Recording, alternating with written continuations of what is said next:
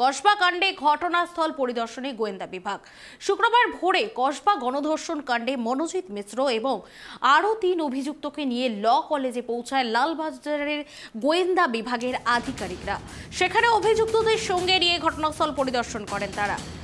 অন্যদিকে শুক্রবার শেষ হচ্ছে কলেজের নিরাপত্তা রক্ষীর পুলিশি হেফাজত।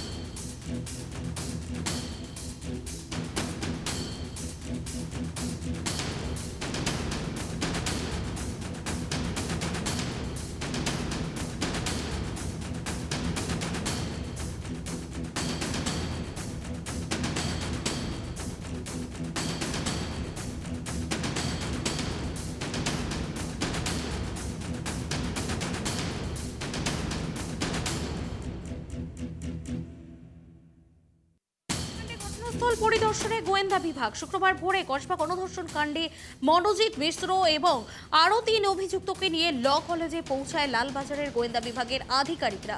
সেখানে অভিযুক্তদের সঙ্গে নিয়ে ঘটনাস্থল পরিদর্শন করেন তারা। অন্যদিকে শুক্রবার শেষ হচ্ছে কলেজের নিরাপত্তা রক্ষীর পুলিশি হেফাজত। তাকে আজ আলিপুর আদালতে পেশ করা হবে বলে জানা গিয়েছে।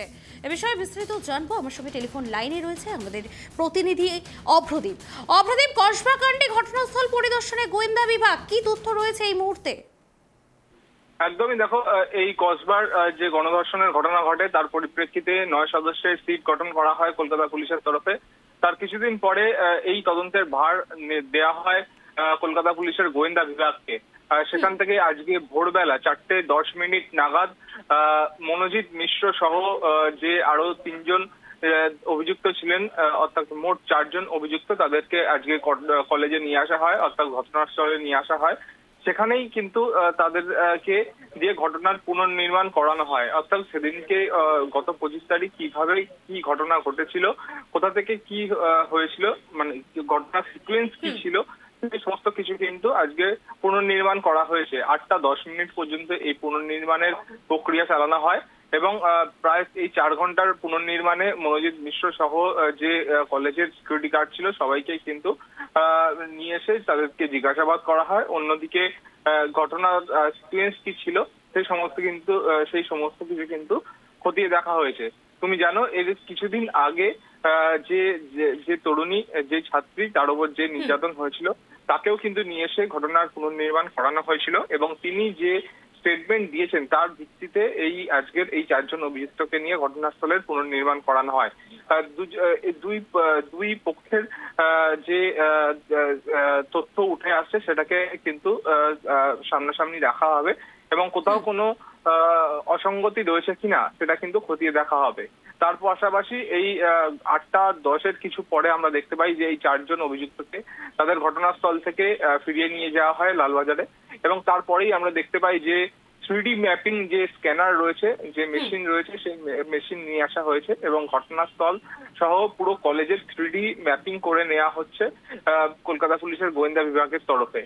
কারণ এই 3D ম্যাপিং করা থাকলে পরবর্তী ক্ষেত্রে তদন্তে অনেকটা সুবিধা হয়, তেমনটাও কিন্তু জানানো হচ্ছে পুলিশের তরফে, তেমনটাই আমরা সূত্র মারফত খবর পাচ্ছি।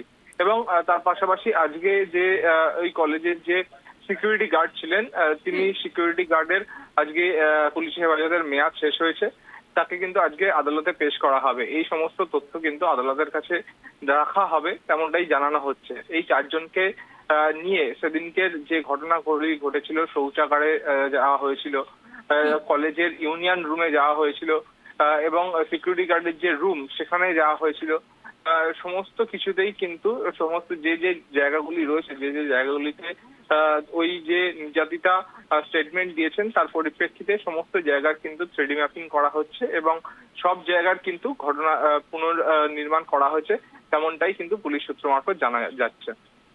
ধন্যবাদ অপ্রতিম আমাদের সঙ্গে থাকার জন্য। যে খবরের দিকে আমাদের নজর রয়েছে, কসবা কাণ্ডে ঘটনাস্থল পরিদর্শনে গোয়েন্দা বিভাগ।